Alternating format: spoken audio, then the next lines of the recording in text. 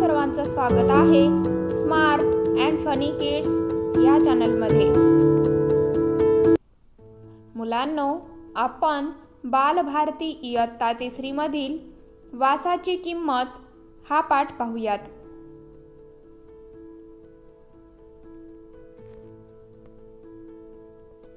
कुंदापूर जवळच्या उमराच्या वाडीत शिवानी राहायची। 8-9 वर्षांची शिवानी होती भारी चतुर। शाळा, घर, शेत व बाजार येथील मुले माणसे सगळेच तिच्यावर खुश असायचे। रविवारी कुंदापूरचा आठवडी बाजार भरायचा। शेतातील भाजी विकायला शिवानीचे आई बाबा जायचे।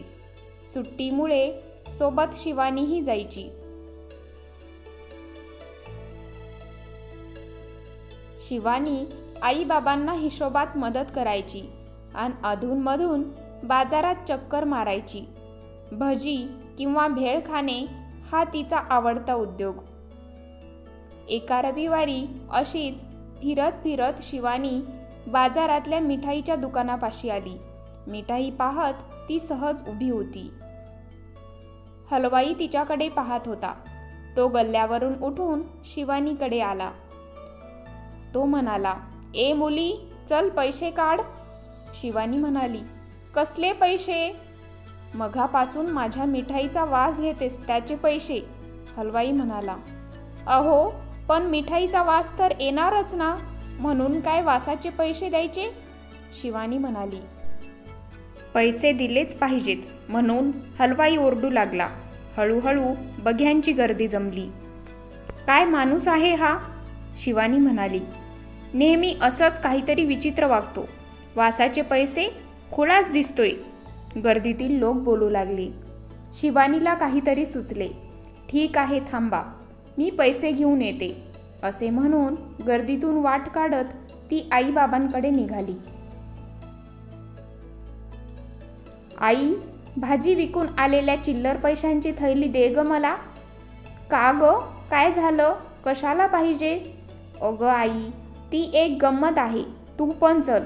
शिवानी आईला म्हणाली। चिल्लर पैशांची पिशवी घेऊन दोघी निघाल्या। मिठाईच्या दुकानापाशी गर्दी तशीच होती। वाट काढत त्या दोघी हलवायापाशी आल्या। हातातली चिल्लरची पिशवी शिवानीने वाजवली।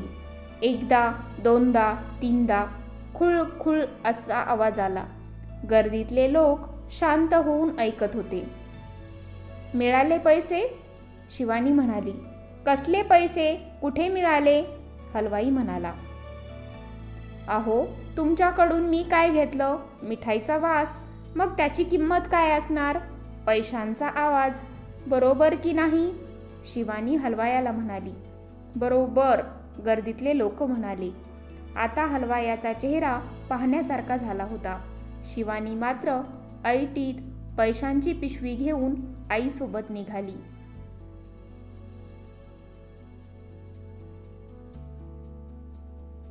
धन्यवाद।